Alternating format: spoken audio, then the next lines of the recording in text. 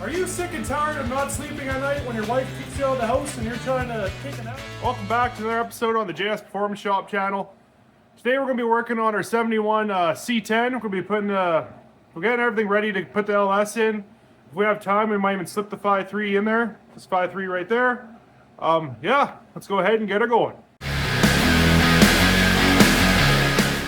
Alright guys, I got a engine pulling chain kind of lever thing bolted onto the transmission here. I just bolted it through the bell housing bolt here, and then this weird little, I think it's for Camaro or something, it's kind of like a little flange thing here. I just put a bolt in it, not on the bottom that I ran a bolt in. I just made sure the bolt, it just touched the case. Don't bear down on the case, you'll probably break it. So I think it's going to work. What I'm trying to do here is I want to empty out the transmission of all the fluid. We're going to put a new filter gasket, and also do the input and output shaft seals, because I think we're going to reuse this one. So I'm also going to take off all these crazy transmission lines someone made with brake line, and we'll give it a little clean up and bolt it to the 5.3. This might take a second here. My engine hoist isn't the best. Princess Auto for you. What I'm going to do is I'm going to lift it up high enough to slip a pan underneath it, and we'll undo the bolts.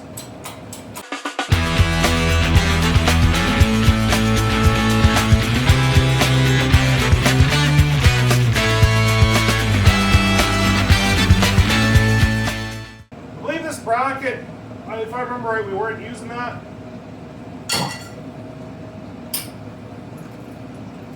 I want to keep the factory column shifter in this.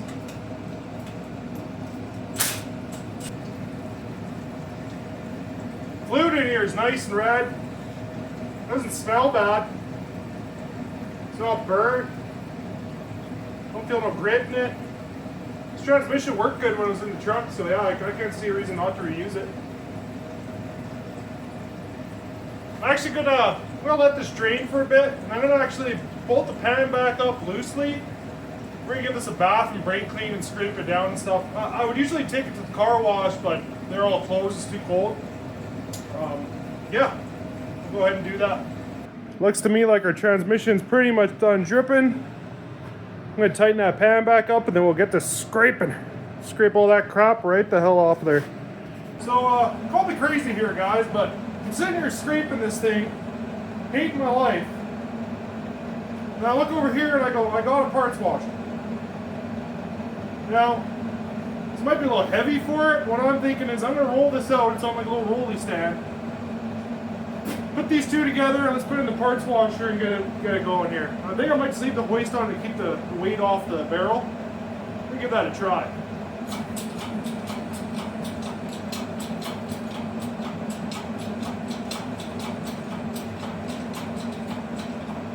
Hopefully this goes high enough.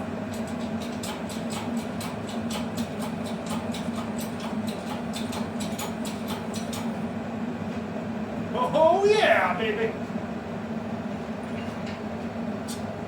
Let's see if I can roll my shitty engine noise over there on my uneven concrete.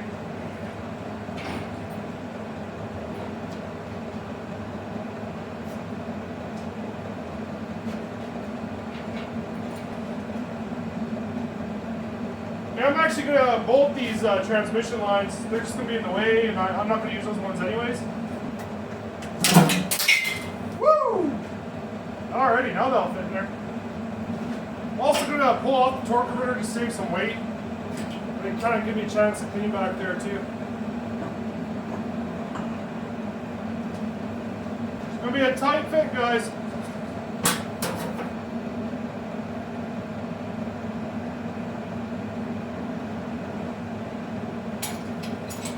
Back a bit.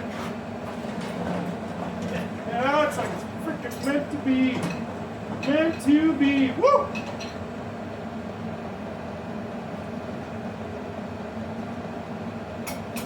Okay, the one problem I'm going to have is the drain for the tub. I'm going to stick like something like a socket or a piece of metal or something there. Actually, I'll use that bracket we took off the pan just to keep that transmission propped up. Perfect.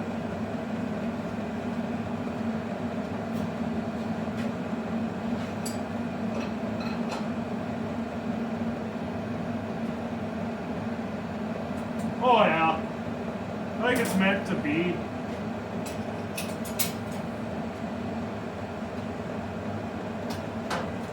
Okay, let's get this bad boy plugged in.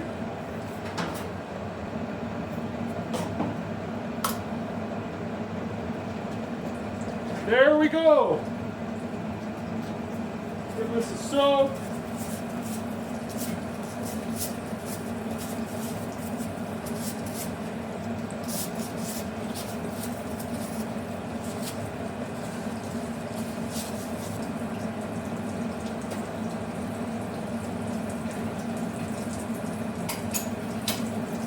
You guys can see this is way quicker. I'm still gonna let this soak for a while. This thing is so grimy, guys, that it's gonna have to soak. It's ridiculous. But it does work a lot quicker than brake clean. You can already see some bare aluminum already coming back. Are you sick and tired of not sleeping at night when your wife kicks you out of the house and you're trying to take a nap in your shop? Get yourself one of these. Turbo 350 fountain. Relaxing. You'll have sleep like a baby at night. Only 4 easy payments of $199.99. Alright guys, we got our Turbo 350 basting in the parts washer here. I think this will work well. I actually did take all the weight off of it. It seems like it's handling it okay as I spray myself with cleaning solution. This is probably not recommended, but hey, if you have one of these big parts washers and you need to clean up a Turbo 350, it will fit. With a couple inches to spare on either side, actually. You might even be able to fit a Turbo 400 or 480. I'm actually very impressed right now. This is going to save me a lot of effort with brake clean and scraping. Okay, so this is the finished product of having the Turbo 350 in the wash basin here. It actually came out fairly clean. It's good enough for what we're going to be using it for. As you guys know, this thing was just caked before, so I'm pretty happy. This worked out okay. A little sketchy, a little tippy, but hey, life's exciting when you do dangerous things. Alright guys, we're in the middle of replacing this input shaft seal. So I was going to do it off camera, but I thought maybe some of you would like to see. What I'm doing is I'm just taking like a straight blade screwdriver and a hammer, hitting this flange. I'm going to keep going all the way around. And hopefully it shrinks enough it'll pop out with some prying. I don't have a proper seal remover that you hook in there and pull it out. And I'm not going to buy one just for this one seal. So I'll keep working at it and I'll show you guys once it's out. Alright guys, I got the seal out. I just went around, deformed it enough that it just boop, popped right out of there. We'll go ahead and replace it. Alright guys, new seals installed. These were SKF seals. Just a little bit of green stuff is on it. It has kind of like a sealant on the outside. I just took that little 2x4, placed it on here and just went around and got it started and went around and made sure it went on nice and straight and flat. Again, I don't have a proper seal installer to install this. You usually have like a tube that goes over this, does it all at once. I've also done the back tail shaft seal. Same idea, I just pried it out with a screwdriver, tapped it in nice and straight. Now we're just going to do the pan gasket and the filter. I got the pan off here, guys. It looks pretty decent. If I had to guess, this was serviced around 2001 when this truck was parked. Looked like there might have been a little bit of water in the oil, but not bad. A little bit of material in the pan, but not that bad. A little chunk here. Some crap. Could be a little better, but I'll run it. It's not too bad. Got the pan all cleaned up. If you're working on a 6772, this is the perfect little stand to clean up the ridges and stuff. Worked great. Pan cleaned up great. Go ahead and replace the filter and get this back on. All right, so this TF37 cheapy freaking gasket kit came with this, like, I think it's neoprene gasket. It'll actually kind of hold the bolts in there. I'd rather have cork, but we're going to use this one because that's all I have. So I just put enough bolts in it to kind of hold the gasket in place. We'll stick it on the transmission and then I'll finish putting all the bolts on. It's probably good. After all this, it's probably still going to leak, but hopefully it's a little better. Okay guys, I think our Turbo 350 is all ready for 71 here. Found out this, apparently it's casted in 73, and there is like a partial VIN number stamped here, but it doesn't match the truck. So this isn't the original one from the truck. The truck did come with a Turbo 350 though from the factory. Anyways, I got it. It's all cleaned up.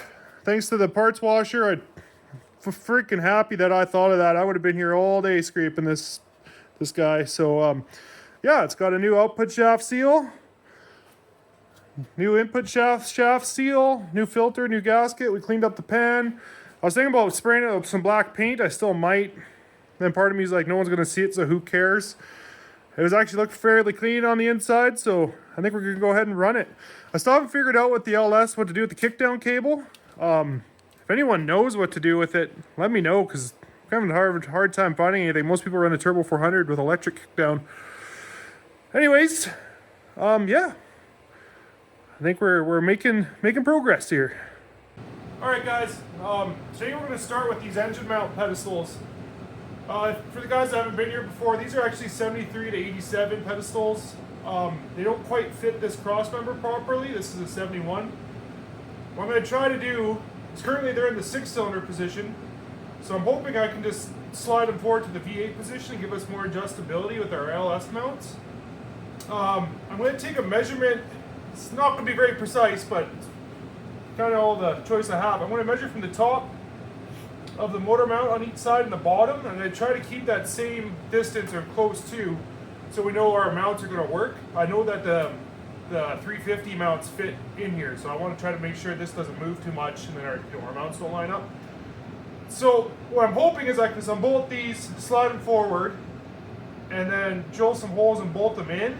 Worst case, I might actually have to modify the bottom of them down here, and I have a MIG welder here, I might just weld them in. Yeah, right now they're actually loose on the bottom. I'll grab a pry bar and show you guys. And so right now, there's nothing holding the bottom, they're just loose. Which, I don't like that. I would like to have at least one bolt hole in there. I believe the other side's the same thing. So yeah. I'll go ahead and get these unbolted. I believe these look like 1/2-inch bolts, like 1/2-inch socket size. And then I'm going to clean them up in our parts washer after, just to give them a clean look. I'm going to try to clean out this cross member a little bit. It's actually wrong. They're actually 3/8 bolts, so 9/16. Just going to go ahead and unbolt these top bolts. These should fall out, and then I'll take you guys over to the parts washer after. Just going to break them loose, and then I'm going to use the little impact on them after. Holy. And whoever owns this truck, make sure the bolts are tight. Oh. Gotta have loose bolts now. Not enough trying to do it all manually. Let's get the little Milwaukee in there.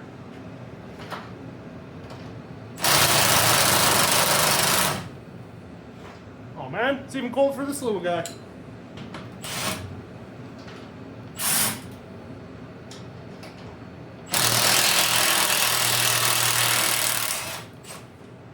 Nothing a bigger battery couldn't fix.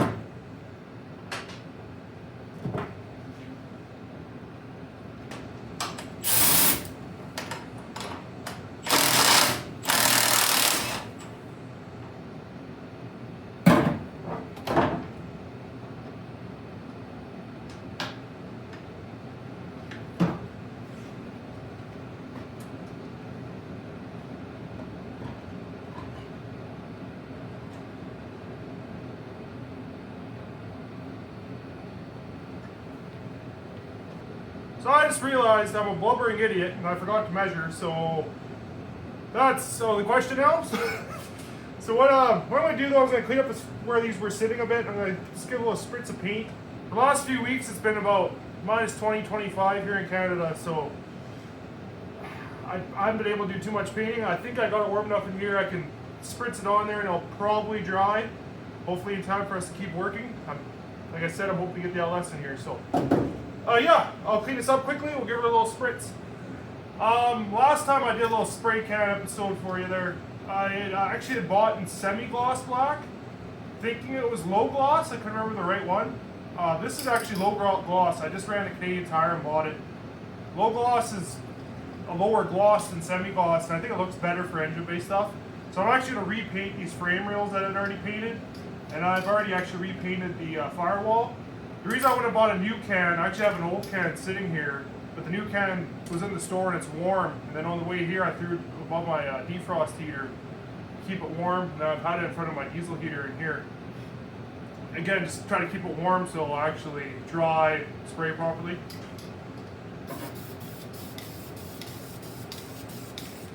Look at that, brand new. Woo! Who needs an aftermarket chassis? Alright guys, now I got you over at the industrial size parts washer here. I'm gonna let this run for a bit. Again, it's cold, so hopefully I'll kind of get the pump going and stuff. Which seems to be alright. So, let that go for a bit. I'm gonna put these in here and just kind of let them soak. They're pretty grungy. Kind of give them a little spray here. Let that soak in.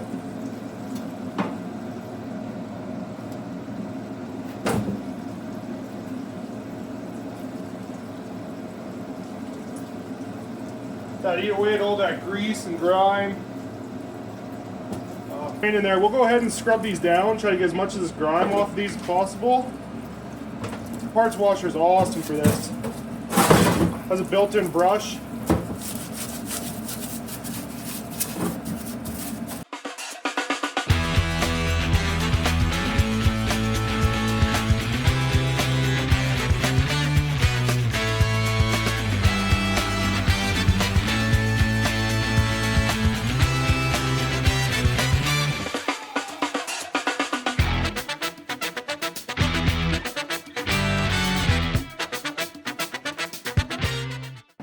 Take a look at those. That's way better, guys. I'm just gonna let those dry off for now. All right, I've slipped the engine pedestals back in here. They actually fit fairly well. They kind of fit like on the frame. If you see this this hole here, it's really close. The square body ones fit about right here. I think I can just slot this hole out. We can make this work. Really close. Might be easier to see on this side. Holes right there. You can almost see the hole. Super close. Anyways, guys, I'm gonna pack it in for the night. The sun went down and its temperature's dropping steadily fast. So thanks for joining me this week. I think that Turbo 350 is all good to go. I was hoping to get a little more done. If I have time, today's Saturday. Sunday I might try to get those engine mounts in and maybe we can get the LS just placed in. Yeah, thanks for joining me on this this project of mine. And if you like what you see, like, subscribe, comment. If I could, I can't talk now. Apparently, I got a playlist with the rest of the build showing from when I first got the truck, so on and so forth. And yeah, thanks for being here. You're all appreciated. See you in the next one.